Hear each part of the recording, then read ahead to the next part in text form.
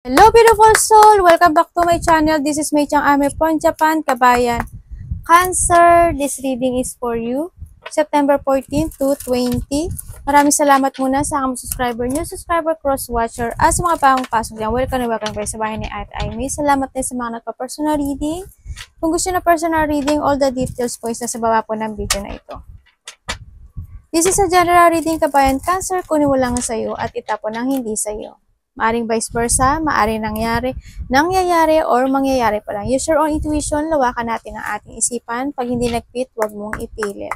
Dahil marami kayong energy sa mundong ito. Tingnan natin ang iyong energy, Cancer, this week.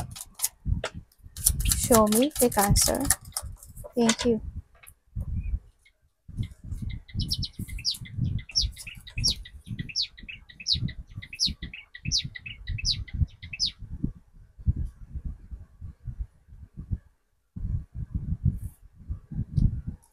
Okay, thank you. Bakit po?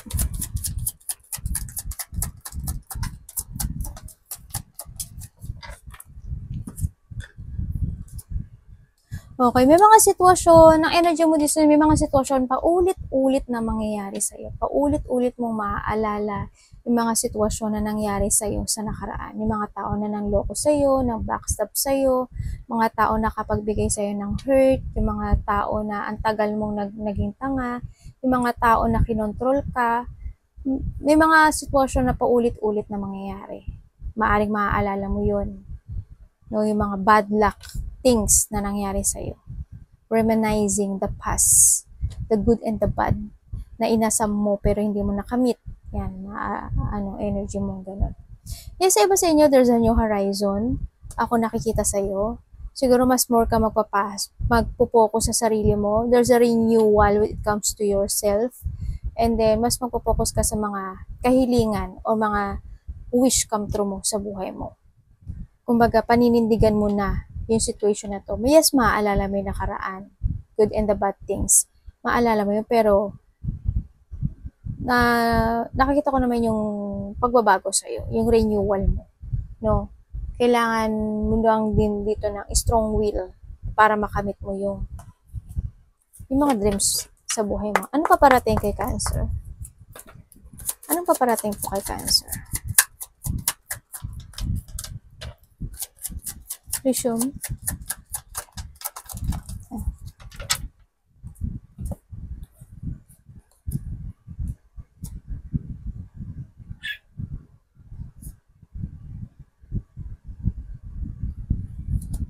Sino? Bakit?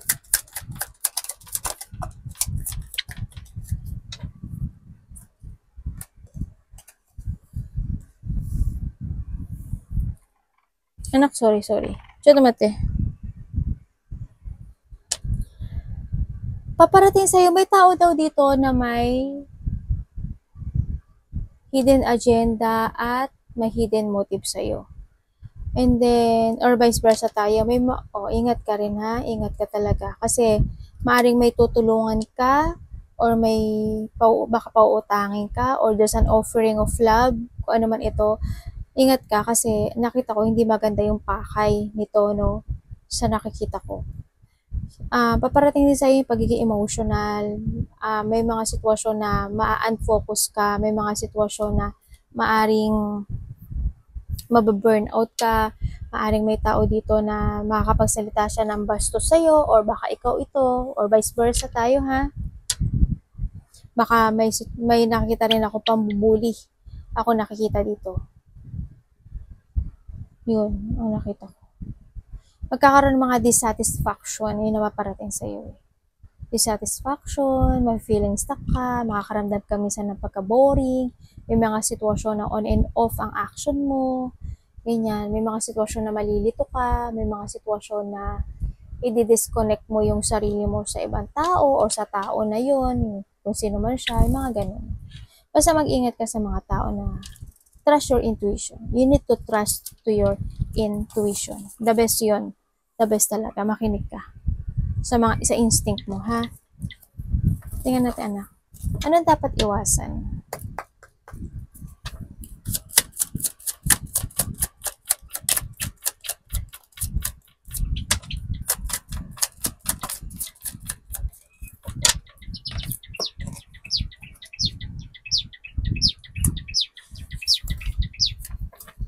Ano po?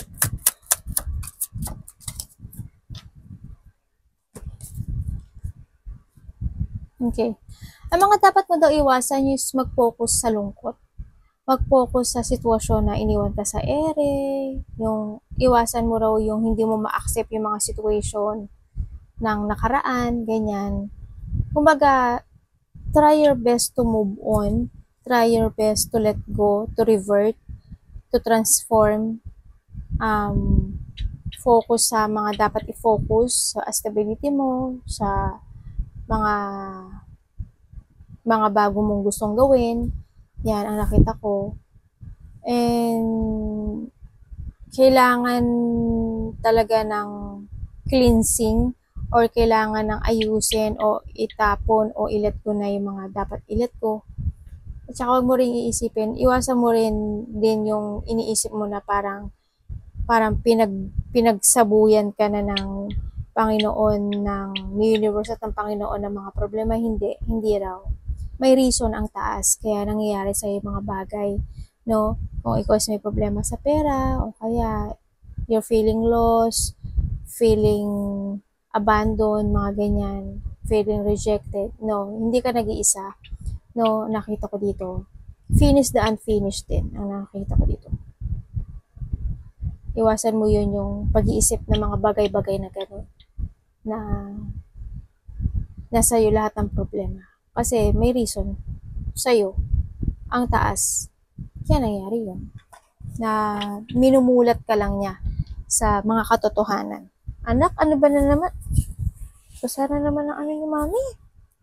Tingnan natin, when it comes to love, love is hindi lang sa'yo, kapatid, karelasyon, no?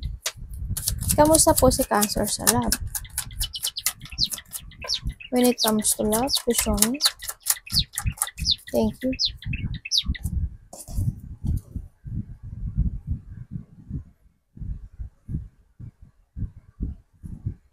Bakit?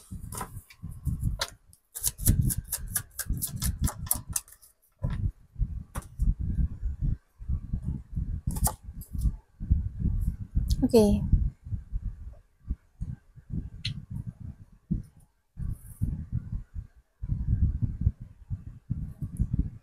When it comes to love, nandito ka na sa situation mo na ikakat mo na yung mga dapat ikat.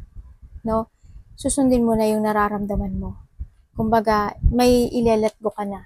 No? Sa nakita ko dito. Or you must to let go.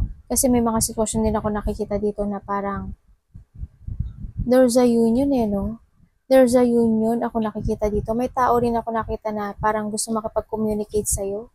Pero ang nakita ko dito, iba na yung pananaw mo sa buhay or vice versa tayo.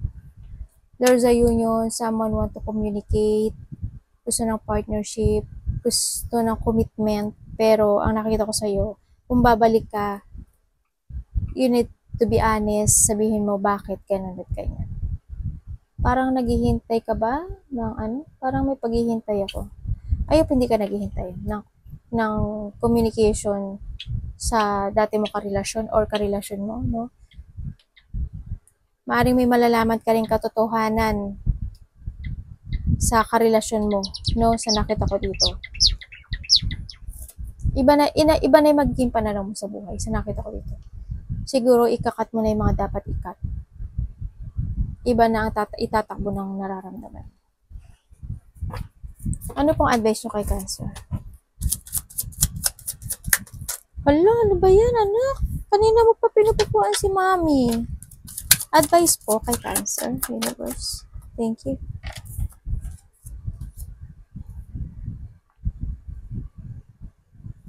Bakit po? Ano pa po? Oops. Hindi ka talaga nagtatrust sa intuition mo, no? Okay, ang advice sa'yo, you need to trust to your intuition, listen to your inner voice, and then huwag kang masyado mag-emotional, focus to yourself, self-care, and then be patient, and then strength, syempre. Lakas ng loob, tibay ng loob, katatagan ng loob. You need to be strong, and you need to decide. Sa ngayon, you need to use your head when making a decision. Kailangan mong malaman at magpaka-smart. Smart ka naman, pero mas more mo pang i-give yung smart mo dito. Kalma lang sa lahat ng bagay. Tsaka, yun nga, makinig ka sa, kasi you have a knowledge to know kung sino yung tao na totoo at sino yung tao na nagsisinungaling sa'yo. Gamitin mo yun. Kasi iba sa inyo may psychic ability or malakas ang intuition ng iba sa inyo. Gamitin mo yun. Makinig ka sa intuition mo. Huwag mo i-ignore yun, no? Sa nakita ko dito. Make a plan. You need to sacrifice. Siyempre, kailangan ng pananaw sa buhay. And siyempre, strategy. Strategy. No, nakita ko. Don't be stuck. Huwag kang kasi nagkakaroon ng dissatisfaction sa ibang bagay, sa ibang aspeto ng buhay mo. Huwag kang mag-focus doon. No, sa nakita ko. Kasi the universe always offering naman daw ng opportunity para sa'yo. Kaso, parang nai-ignore or hindi mo siya nare-recognize kasi focus ka sa, meron ka sa ngayon, sa pinofocusan mo ngayon. Yun ang sinasabi niya. O kaya, alam mo naman yung sitwasyon na yun, kaso, sinasabi mo, pwedeng babalikan kita next time na lang, gagawin ko yan, or susundin ko yung intuition ko, o mga ganon na nakita ko. Mag-trust ka lang sa intuition, you need to be strong. Strong and self-care, syempre. No? Ang nakita ko. Arigato namaste, God bless.